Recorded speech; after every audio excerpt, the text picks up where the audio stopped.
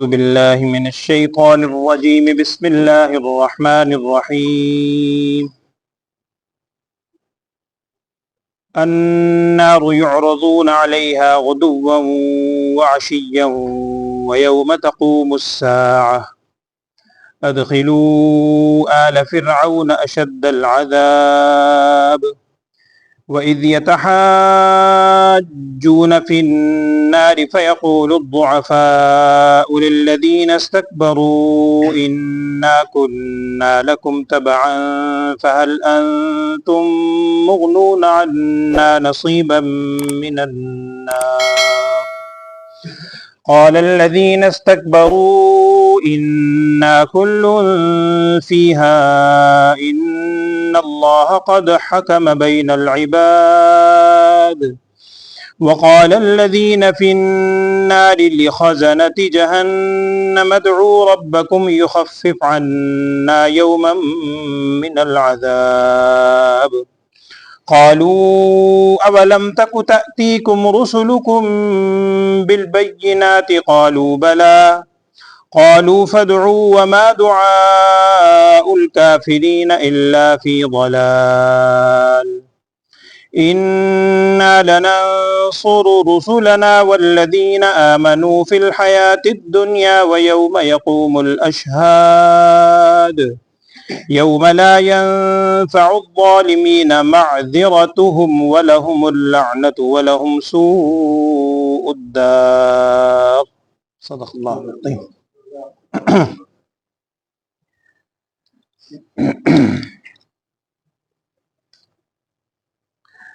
بسم اللہ الرحمن الرحیم گزشتہ آیات میں ہمارے سامنے یہ بات آئی تھی وہی رجل مومن 2-3 رکوع سے ان کا تذکرہ چل رہا تھا جن کی وجہ سے اس پوری سورت کا نام سورہ مومن بھی رکھا گیا. ان کا مکالمہ آپ نے سنا تھا کہ فرعون کے سامنے کتنی ہمت کے ساتھ انہوں نے توحید کی دعوت دی اور ساری بات ہوئی.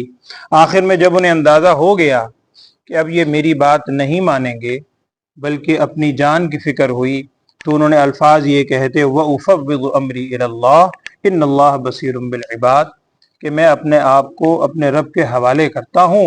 إِنَّ اللَّهَ بَصِيرٌ بِالْعِبَادِ وہ اپنے بندوں کے اعمال خوب دیکھنے والا ہے. یہاں الفاظ مکمل ہوئے تھے اور پھر اس کے بعد اللہ جل شانہ کی طرف سے یہ فرمایا گیا تھا کہ اللہ تعالیٰ نے انہیں بچایا اس مرد مومن کو اور وحاق بآل فرعون سوء العذاب آل فرعون کو فرعون اور اس کے تمام ماننے والوں کو ایک بڑے برے عذاب نے گھیر لیا. اب آج جو آپ نے آیات سنی ہیں پہلی آیت میں اسی کا بقیہ حصہ ہے کہ عذاب نے گھیر تو لیا وہ ڈوب گئے غرق ہوئے دریا کے اندر. موسیٰ علیہ السلام اور بنی اسرائیل پار ہوئے قبطی اور فرعون غرق ہو گئے. لیکن غرق ہونے کے بعد بھی 2 کیفیات ان پر عذاب کی مزید ہیں. وہ کیا ہیں؟ پہلی آیت میں وہی ہیں النار یعرضون علیہا غدوا وعشیا. یہ آگ ہے یعرضون علیہا انہیں اس آگ پر پیش کیا جائے گا نعوذ باللہ صبح کے وقت بھی شام کے وقت. اور یہ آیت قرآن کی یہ آیت بھی دیگر آیات بھی ایک اللہ تعالیٰ ہی بس بندے کو ہدایت پہ قائم رکھتا ہے ہدایت دیتا بھی وہی ہے. اسی وجہ سے ربنا لا تزغ قلوبنا بعد اذ ہدیتنا ہمیں دعا سکھلائی گئی ہے کہ اللہ جب تو نے ہمیں ہدایت دی ہے ہمارے دلوں میں کجی پیدا نہ فرمانا. لیکن بعض حضرات اب بھی ہیں فی زمانہ بھی ہیں اللہ انہیں بھی ہدایت دے ہمیں بھی دے کہ جو عذاب قبر کا انکار کرتے ہیں نعوذ باللہ. نام میں نہیں لینا چاہ رہا آپ جانتے ہیں عذاب قبر کے منکر ہیں کہ جی عذاب قبر کوئی چیز نہیں ہے نعوذ باللہ بس وہ آخرت کے اندر جو کیفیت ہوگی اللہ بچائے وہی ہوگی. قبر کے عذاب کے منکر ہیں. اس کی بہت بڑی دلیل ایک یہ آیت بھی ہے اور دلائل بھی ہیں. میں یہ نہیں کہہ رہا کہ یہی آیت ہے اس کے علاوہ کئی آیات ہیں احادیث میں بڑی تفصیل ہے. صحیح ستہ کے اندر بھی احادیث موجود ہے دیگر احادیث کی کتابوں میں. قرآن کی یہ آیت بھی اس کی بہت بڑی دلیل ہے. اگر آپ اس آیت پہ غور کریں اللہ تعالیٰ فرما رہے ہیں کہ النار یعرضون علیہا غدوا وعشیا ایک اور ویوم تقوم الساعہ جب قیامت قائم ہوگی اس کی کیفیت الگ بیان ہو رہی ہے. یہ آگ کا ان پر پیش ہونا یہ قیامت کے قائم ہونے سے پہلے علیحدہ بیان ہوا ہے.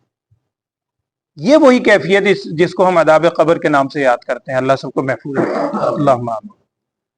یہاں ایک غلط فہمی ہمارے آ جاتی ہے اور ایک طالب علمانہ سے سوال بھی آتا ہے، جیسے کہ فرعون کے حوالے سے بھی آ سکتا ہے کہ جناب فرعون اور اس کی قوم، اور یہاں اسی کا ذکر ہے، وہ تو سارے ڈوب گئے تھے.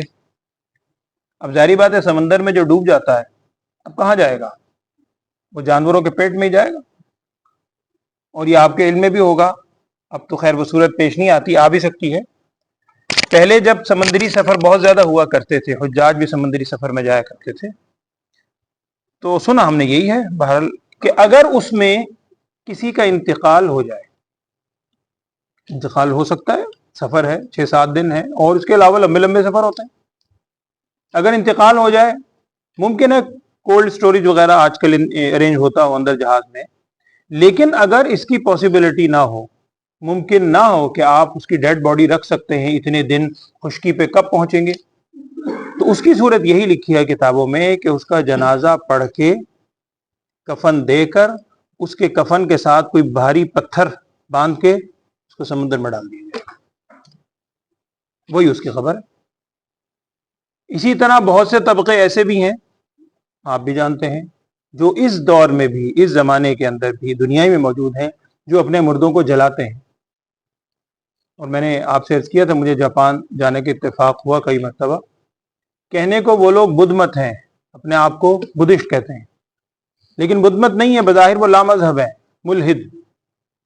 وہ بھی اپنے مردوں کو جلاتے ہیں، اور جلانے کے بعد بس یہ اللہ تعالیٰ کا بڑا شکر ہے، اللہ نے اتنی ہمیں یہ آفاقی تعلیم دی ہے، وحی کی تعلیم دی ہے، اتنی پاکیزگی اس کے اندر ہے کہ ہم بڑے ادب سے پاکیزگی کے ساتھ اس کو دفن کرتے ہیں. زمین میں ہی آیا منا خلقناکم وفیہا نعیدکم. تو بعض لوگ جو جلاتے ہیں، اب ہمارے ذہنوں میں سوال یہ آتا ہے بعض اوقات کہ جناب اس کو تو جسے ہم عام زبان میں قبر بولتے ہیں، اس کو تو وہ قبر ملی نہیں، اس کے تو جسم کے ٹکڑے ٹکڑے ہو گئے، یا فضائی حادثے میں خدا نہ خواستہ کوئی بکھر گیا اس کا جسم، تو وہ عذاب کی کیفیت پھر کیسے ہوگی؟ وہ عذاب قبر جو آپ یہاں بھی ذکر کر رہے ہیں کہ عذاب، وہ اس وجہ سے بھی انکار کی طرف شیطان لے کر چل پڑتا ہے. تو یاد رکھیے گا، یہ ہمیں اصطلاحی طور پر ہم استعمال کرتے ہیں. 3 طرح کے جہان ہیں، ایک تو عالم دنیا ہے اور ایک عالم آخرت. عالم دنیا اور عالم آخرت کے درمیان جو ان بٹوین درمیان کا فاصلہ ہے، جب انسان دنیا سے رخصت ہوگا اور جب قیامت قائم ہوگی اس کے درمیان کا، اس کو اصطلاحی طور پر ہم کہتے ہیں عالم برزخ. یہ عالم برزخ کا اصل میں عذاب کی کیفیت ہے، اسی کو ہم عام طور پر قبر کی زندگی بھی کہہ دیتے ہیں. لیکن عالم برزخ اب چاہے وہ جانوروں کے پیٹ میں ہے، چاہے اس کی راکھ کو آپ نے بکھیر دیا، چاہے وہ سمندر کی تہہ میں ہے، چاہے وہ مٹی میں ہے، کہیں بھی ہو، اللہ تعالیٰ اس پہ قادر ہے، 100% قادر ہے. اور آپ نے سورہ بقرہ میں واقعہ سنا ابراہیم علیہ السلام کا، جب انہوں نے سوال کیا تھا کہ اللہ تعالیٰ وَإِذْ قَالَ إِبْرَاهِيمُ رَبِّ أَرِنِي كَيْفَ تُحْيِي الْمَوْتَى، مردوں کو کیسے زندہ کرے گا. تو وہاں بھی یہ تھا کہ 4 پرندوں کو لے لو، ٹکڑے ٹکڑے کرو، پہاڑ کی چوٹیوں پر رکھو، آواز دو، وہ اڑ کر آئیں گے. تو اس طرح اللہ تعالیٰ اجزاء کو جمع کرے گا. تو بہرحال عالم برزخ ہم اس کو کہتے ہیں کہ مرنے کے بعد جہاں بھی انسان کے جسم کے اجزاء ہوں کسی بھی جگہ پہ، وہاں اس کو تکلیف اور عذاب کی کیفیت ہوتی ہے، اسی کو ہم عذاب قبر کہتے ہیں. یہاں اسی کا ذکر ہے کہ آگ پر وہ پیش کیے جائیں گے صبح اور شام. حدیث کے اندر آتا ہے، نبی صلی اللہ علیہ وسلم نے بہت تفصیل اس کی بیان فرمائی. 1-2 میں باتیں عرض کر دیتا ہوں. ایک حدیث کا مفہوم یہ ہے کہ آپ صلی اللہ علیہ وسلم نے ارشاد فرمایا کہ جب بندہ دنیا سے رخصت ہو جاتا ہے، اس کو قبر میں دفن کر دیا جاتا ہے اور سارے سوال و جواب کا سلسلہ بھی ہوتا ہے. اس کے بعد اس کے سامنے، ہر شخص کے سامنے صبح اور شام، قرآن کے الفاظ بھی ہیں، اس کے سامنے صبح اور شام اس کی جو آخرت کی منزل ہے، جب قیامت قائم ہوگی، جنت ہے یا دوزخ ہے نعوذ باللہ، وہ اس کے سامنے پیش کی جاتی ہے اور اس کو اس کا مقام دکھلایا جاتا ہے کہ یہ تیرا مقام ہے. اور ایک حدیث کا مفہوم ہے کہ جب سوال و جواب ہوتے ہیں اور سوال و جواب ہونے کے بعد اگر وہ نیک بندہ ہو، جنتی آدمی ہو، تو پہلے اس کو منزل وہ دکھائی جاتی ہے جہنم والی، کھڑکی کھول کے دکھائی جاتی ہے کہ یہ مقام ہو سکتا تھا تیرا، نعوذ باللہ، لیکن تو نے ہمت کی، اللہ کی توفیق سے تو نے دنیا میں نیک زندگی گزاری، اب اللہ تعالیٰ نے اس سے تجھے بچا کر یہ تیرا مقام عطا کیا، وہ پھر شکر کی کیفیت میں آتا ہے۔ اور جو بدکار ہو، فاسق و فاجر ہو، اس کے سامنے الٹ معاملہ ہے کہ پہلے دوسرا منظر دکھایا جاتا ہے کہ یہ تیرا مقام بن سکتا تھا، لیکن تو نے جو غفلت میں زندگی گزاری، اب اس غفلت کی وجہ سے تیرا یہ مقام ہے۔ تو صبح و شام وہ کیفیت ان کو دکھلائی بھی جاتی ہے، اور وہ آگ پر عذاب کی کیفیت جو ہے نعوذ باللہ وہ بھی ہوتی ہے۔ قیامت کا میں عرض کر رہا ہوں، بعد میں ذکر ہے کہ وَيَوْمَ تَقُومُ السَّاعَةُ، اور جس دن قیامت قائم ہوگی اس دن کیا ہوگا؟ اللہ تعالیٰ کی طرف سے فرشتوں سے یہ کہا جائے گا کہ ادخلوا آل فرعون اشد العذاب، فرشتے پکار کر یہ کہیں گے کہ داخل ہو جاؤ آل فرعون، کہاں داخل ہو جاؤ؟ اشد العذاب، سخت عذاب میں۔ اگلے جو الفاظ ہیں وَإِذْ يَتَحَاجُّونَ، اس کا مفہوم آپ آسانی کے لیے بعد مفسرین نے سمجھایا، آپ یوں بھی سمجھ سکتے ہیں کہ یہ کیفیت عذاب کی یا آگ والی کیفیت، نعوذ باللہ سزا والی، یہ صرف کوئی فرعون کے ساتھ نہیں ہے، اور بے شمار لوگ بھی ہیں ہر دور کے اندر، ہر زمانے کا فرعون کوئی نہ کوئی تکبر کرنے والا اس انداز میں ہوتا ہے۔ تو ہر زمانے کے اندر جو بدکار ہیں ان کی کیفیت کیا ہوگی؟ وَإِذْ يَتَحَاجُّونَ فِي النَّارِ، جب اہل جہنم میں چلے جائیں گے تو جہنم میں جا کر ایک دوسرے سے جھگڑیں گے۔ اسی نوعیت کے الفاظ آپ نے پیچھے بھی ایک دو جگہ سن چکے ہیں قرآن میں۔ کیا الفاظ ہیں؟ فَيَقُولُ الضُّعَفَاءُ لِلَّذِينَ اسْتَكْبَرُوا، جو کمزور لوگ ہوں گے وہ اپنے آپ کو تکبر کرنے والوں کو، بڑے لوگوں سے یوں کہیں گے، کیا کہیں گے؟ اِنَّا لَكُمْ تَبْعًا، کہیں گے جناب ہم تو تمہاری پیروی کرتے تھے، ہم تو تمہاری یعنی اتباع کیا کرتے تھے، اب یہ بتاؤ فَهَلْ أَنْتُمْ مُغْنُونَ عَنَّا نَصِيبًا مِّنَ النَّارِ، کیا تم آگ کے کسی حصے کا تھوڑی دیر کے لیے آگ کی ہم سے تخفیف کروا سکتے ہو؟ کیونکہ تمہارے پیچھے لگ کر ہم تو یہاں تک پہنچے، تمہارے پیچھے لگ کر ہم آئے تھے، اب تم تخفیف کروا سکتے ہو؟ کوئی چھٹکارا ہمیں تھوڑی دیر کے لیے مل جائے آگ سے؟ اب وہ جواب کیا دیں گے؟ یہ کوئی افسانہ نہیں ہے، قرآن کی آیات ہے۔ جواب کیا دیں گے؟ قال الذین استکبروا، وہ تکبر کرنے والے، اپنے آپ کو بڑا سمجھنے والے، وہ کیا کہیں گے؟ کہیں گے جناب انا کل فیہا، ہم سب اس وقت جہنم میں ہی ہیں، اور ان اللہ قد حکم بین العباد، اور بے شک اللہ تعالیٰ کا بندوں کے لیے فیصلہ اب پورا ہو چکا۔ پھر پکاریں گے وہ کسے؟ جہنم کے داروغہ کو، لخزنتی جہنم، خزانے کی جمع، اور کہتے ہیں کہ وہ جو دربان کو عام طور پر کہتے ہیں، چوکیدار کہہ لیں، دربان کہہ لیں، نگران کہہ لیں، اس کی جمع ہے کہ جہنم کے جو داروغے ہوں گے ان کو پکار کر وہ یہ کہیں گے کہ ادعو ربکم، ذرا تم دعا تو کرو اپنے رب سے، کیا؟ یخفف عنا یوما من العذاب، کسی ایک دن میں ہمیں عذاب سے تھوڑا سا ریلیف مل جائے، تھوڑی سی تخفیف ہو جائے ہمیں عذاب سے۔ جہنم کے داروغے سے ریکویسٹ کریں گے، اور حدیث میں تفصیل آتی ہے کہ اس سے پہلے اپنے رب کو بھی پکار چکے ہوں گے، رب کو پکاریں گے، اور بعض روایت میں تو الفاظ یہ ہیں کہ 50 سال تک ان کی وہ پکار چلے گی، پھر اللہ کی طرف سے جواب آئے گا، اور اسی صورت میں شاید آگے الفاظ آ رہے ہیں قال اخسئوا فیہا ولا تکلموا، اللہ تعالیٰ کی طرف سے کہا جائے گا اب تم سے کوئی کلام نہیں ہے۔ وہ دنیا تھی، اس وقت پکارتے۔ وہ جہنم کے جو نگران فرشتے ہیں وہ کیا کہیں گے؟ وہ جواب میں کہیں گے قالوا اولم تک تأتیکم رسلکم بالبینات، کیا تمہارے پاس اللہ کے بھیجے ہوئے رسول واضح معجزات لے کر آئے نہیں تھے؟ اس وقت کہاں تھے؟ اس وقت کہاں سو رہے تھے؟ اب انکار تو نہیں کر سکیں گے، کہیں گے قالوا بلا، کہیں گے کیوں نہیں، بات تو صحیح ہے یار، کہہ تو صحیح رہے ہو، ہمیں موقع تو بڑا دیا تھا اللہ نے۔ ہم اپنے حوالے سے سوچیں کہ تکلیف تھی، بیماری سی، اللہ نے پھر مجھے صحت دی، اللہ نے پھر مجھے موقع دیا، پھر مجھے خوشحالی دی، موقع تو اللہ نے بہت دیے تھے۔ قالوا بلا، قالوا، اب جواب میں وہ کہیں گے فدعو، اب تم خود ہی پکارو، ہم تمہاری پکار پیش نہیں کر سکتے اللہ کے حضور، تم خود ہی پکارو۔ اور آگے اللہ تعالیٰ فرما رہے ہیں وما دعاء الکافرین الا فی ضلال، کفار کی جو پکار ہے وہ کسی چیز میں نہیں ہوگی سوائے گمراہی کہ اب ان کے لیے کوئی وہاں پر قبولیت کا وقت نہیں ہے۔ اور یہاں سے ہی بعض مفسرین نے یہ بات بھی نقل کی ہے کہ قیامت میں تو کفار کی دعا کسی کی ظاہری بات قبول نہیں ہوگی، لیکن دنیا میں اللہ کافر کی بھی سنتا ہے، دنیا میں کافر کی بھی دعا قبول ہوتی ہے، بلکہ سب سے بڑا کافر، سب سے بدترین دشمن انسان ابلیس، اس نے اسے پکارا تھا، جب نکالا جا رہا تھا اس نے اللہ کو پکارا تھا، انظرنی الی یوم یبعثون قال انک من المنظرین الی یوم الوقت المعلوم۔ اللہ نے دعا قبول کر لی تھی، جا تجھے مہلت دے دی، تو دعا تو اللہ نے اس کی بھی قبول، لیکن دنیا میں، ابھی دنیا ہے، ابھی ہم اپنی دعاؤں کو قبول کروا سکتے ہیں اللہ سے رو رو کے مانگ کے۔ اچھا، اگلی آیت جو آج ہی میں نے پڑھ لی، اگلے رکوع کی ایک دو آیات، اس میں یہ ہے کہ دعا ان کی تو قبول نہیں ہوگی، وہ دعا کی درخواست بھی کریں گے، لیکن اللہ تعالیٰ دعائیں کن کی قبول کرتا ہے دنیا میں بھی آخرت میں بھی، کن کے ساتھ اللہ کی مدد آتی ہے، اس کا بیان ہے انا لننصر رسولنا والذین آمنوا، بے شک ہم ضرور مدد کرتے ہیں اپنے رسولوں کی بھی اور ان کی بھی جو ان پر ایمان لائے، فی الحیات الدنیا، دنیا کی زندگی میں بھی، اور ویوم یقوم الاشہاد، اس دن بھی کہ جس دن گواہیاں قائم ہوں گی، جب وہ گواہ قائم ہوں گے اور سفارشی بھی آئیں گے قیامت، اس دن بھی اللہ تعالیٰ ان کی دعا قبول فرمائے گا، سفارش قبول فرمائے گا۔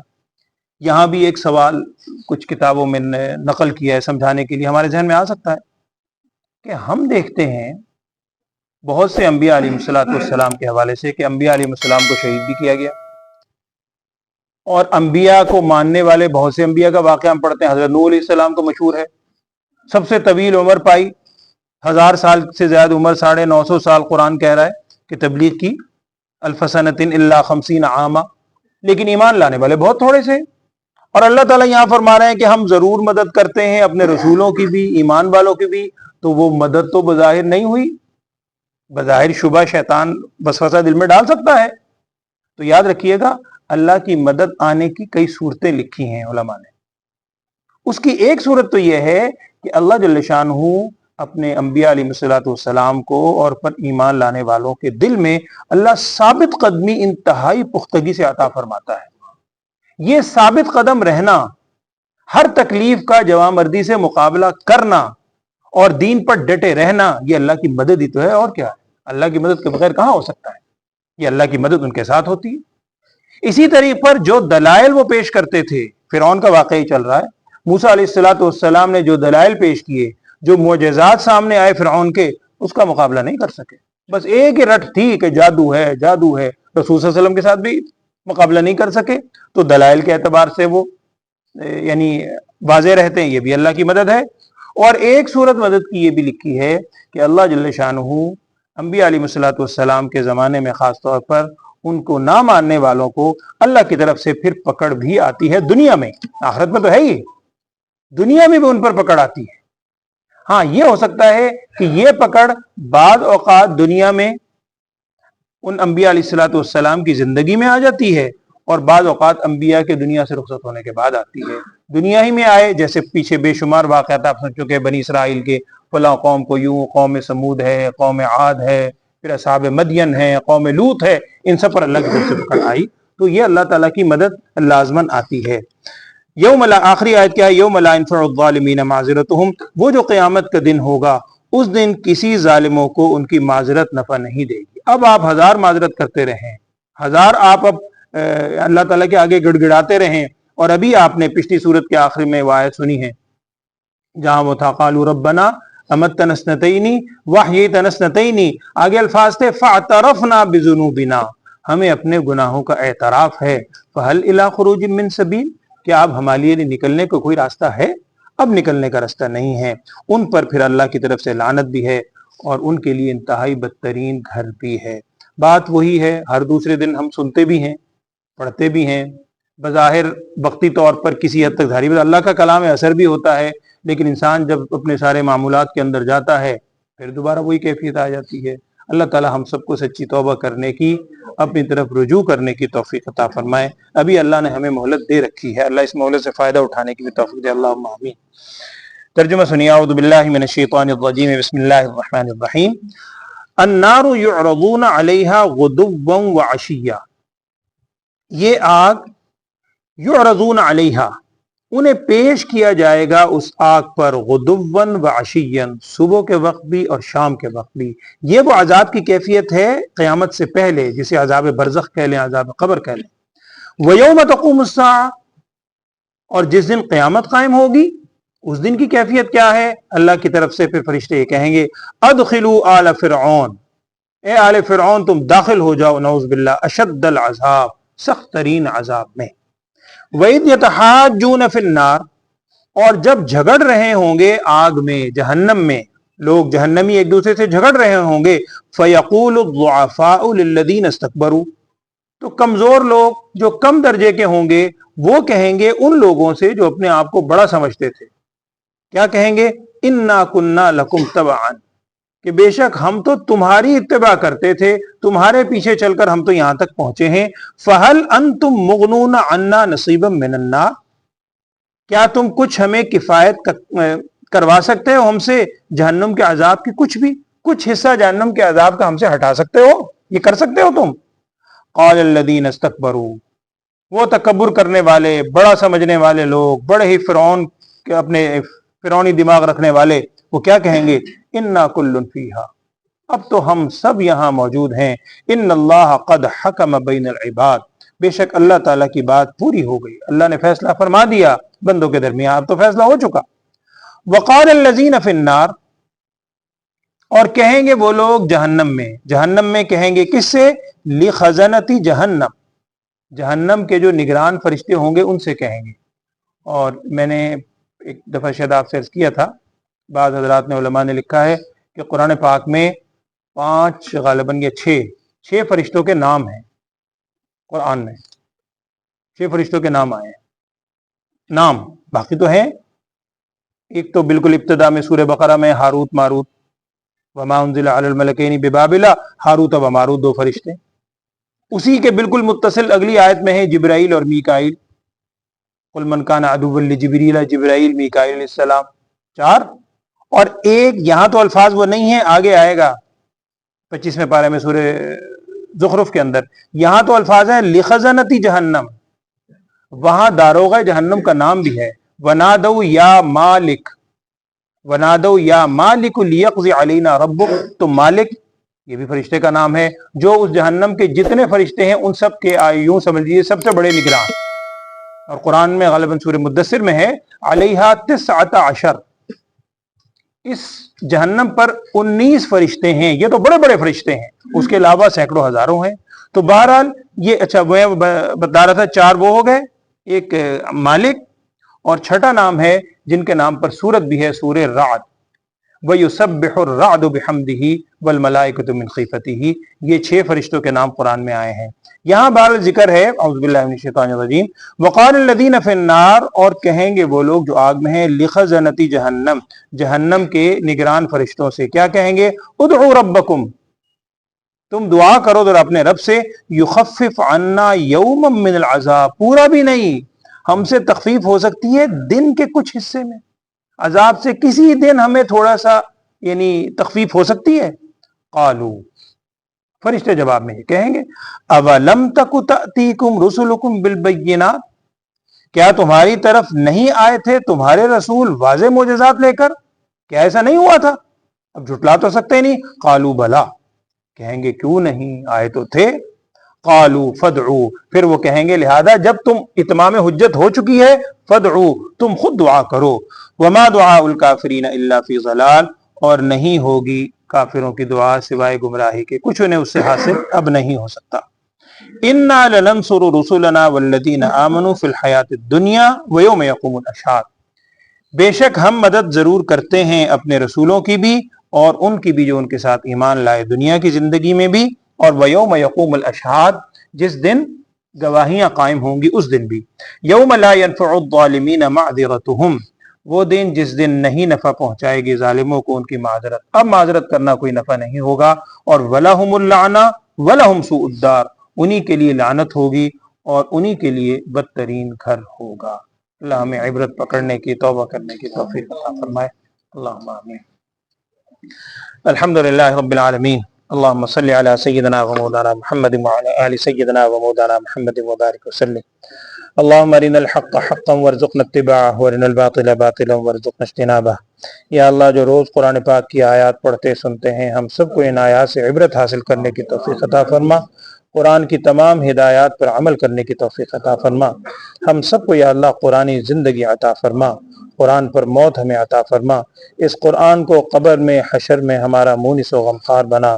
اس قرآن کو یا اللہ قیامت میں ہمارے لیے سفارش کرنے والا بنا۔ ہم سب کو ہر ہر عمل میں نبی صلی اللہ علیہ وسلم کی سچی محبت اور کامل تابعداری نصیب فرما۔ جتنے لوگ اچھا ابھی اللہ تعالیٰ خیر، سلیم صاحب ماشاءاللہ بھی دوبارہ تشریف لائے ہیں، اللہ تعالیٰ ان کے لیے بھی دعا فرمائیں، اللہ تعالیٰ ان کو بال بال صحت عطا فرما۔ ہمیں اس بات کا اعتراف ہے یا اللہ یہ بیماری بھی تیری جانب سے ہے، صحت بھی تیری جانب سے ہے، ہم انتہائی کمزور ہیں، کسی آزمائش کا تحمل نہیں رکھتے، ہر قسم کی آزمائش سے ہمیں محفوظ فرما۔ ہم سب کو عافیت والی، سلامتی اور صحت والی زندگی عطا فرما۔ ان کی بیماری کو یا اللہ صحت سے تبدیل فرما، انہیں بھی اور ہم سب کو ہر قسم کی جسمانی روحانی بیماریوں سے محفوظ فرما۔ ہم سب کو صحت والی زندگی کی قدر کرنے کی بھی توفیق عطا فرما، اس صحت والی زندگی کو یا اللہ اپنی رضا والے کاموں میں خرچ کرنے کی توفیق عطا فرما۔ وصلی اللہ تعالی علی خیر خلقہ سیدنا و مولانا محمد وعلی آلہ و اصحابہ اجمعین برحمتہ۔